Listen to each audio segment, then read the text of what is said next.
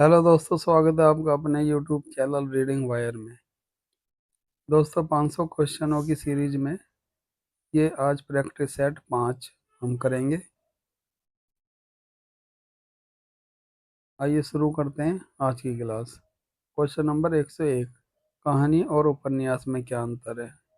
कहानी संक्षिप्त होती है जबकि उपन्यास विस्तृत और जटिल होता है।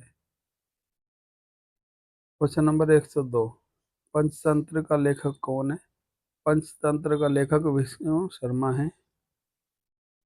Question number 103। साहित्य में संक्रांति का क्या अर्थ है? विचारों का बदलाव और नई शैली का विकास। Question number 104। कहानी की संरचना कैसे हुई? कहानी की संरचना प्रारंभिक, मध्य और अंत होते हैं। ठीक है। Question number 105। मिश्रित कविता का क्या अर्थ है? मिश्रित कविता का अर्थ है विभिन्न शैलियों और प्रकारों का समावेशन। Question number 106। हिंदी साहित्य का पहला उपन्यास कौन सा है? चांद पहला उपन्यास हिंदी साहित्य का है। Question number 107। काव्य की विशेषताएं क्या होती हैं? काव्य में लय, छंद और भावना की गहराई होती है। Question number 108। गालिब की पहचान किस प्रकार के कवि के रूप में होती है? गालिब उर्दू और फारसी के प्रसिद्ध कवि होते हैं। Question number 109। साहित्य में अभिव्यक्ति का क्या अर्थ है? साहित्य में अभिव्यक्ति का अर्थ है विचारों और भावनाओं को प्रस्तुत करना। Question number 110। कवि दुष्यंत की कौन सी कविता प्रसिद्ध है? कवि दुष्यंत की कागज की नाव कविता प्रसिद्ध है। Question number 111। कविता के प्रमुख अंग कौन से हैं?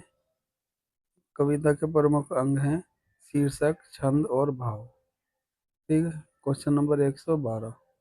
आधुनिक हिंदी साहित्य में किस प्रकार की भूमिका है? आधुनिक हिंदी साहित्य में प्रेमचंद की प्रमुख भूमिका है। Question number 113। महादेवी वर्मा किस रूप में प्रसिद्ध है? महादेवी वर्मा एक प्रमुख कवि और साहित्यकार हैं। Question number 114। नई कविता की विशेषताएं क्या हैं? नई कविता की विशेषताएं सामाजिक मुद्दों और प्रयोगात्मक तथा भाषा की नवीनता है। Question number 115। भाषा का क्या महत्व है? भाषा संवाद और विचारों के आदान प्रदान का माध्यम है। Question number 116। राष्ट्रकवि कौन है? सुमित्रा नंदन पंत को राष्ट्रकवि माना जाता है। Question number 117। कविता और कथा में क्या अंतर है? कविता भावनात्मक होती है जबकि कथा नैरेटिव होती है। Question number 118। हिंदी गद्य का प्रमुख लेखक कौन है? हिंदी गद्य का प्रमुख लेखक प्रेमचंद जी को माना जाता है। Question number 119। कविता में आवाज का क्या महत्व है? भावनाओं को व्यक्त करने में है। Question number 120। कविता के मुख्य अंग कौन से हैं? कविता के मुख्य अंग है शीर्षक, छंद और बोध। Question number 121। गद्य की विशेषताएं क्या होती हैं? गद्य की विशेषताएं स्पष्टता, सरलता और निरंतरता। ठीक है। Question number 122। हिंदी नाटक का प्रमुख लेखक कौन है? हिंदी नाटक का प्रमुख लेखक भवभूति हैं।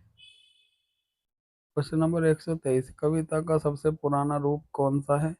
कविता का सबसे पुराना रूप है सुक्ति। नंबर 125। और इस सेट का ये लास्ट क्वेश्चन है। हिंदी साहित्य का विकास कब हुआ? हिंदी साहित्य का विकास 19वीं शताब्दी में हुआ। तो दोस्तों, ये था आज का प्रैक्टिस सेट 4। मिलते हैं अगली वीडियो में। अगर वीडियो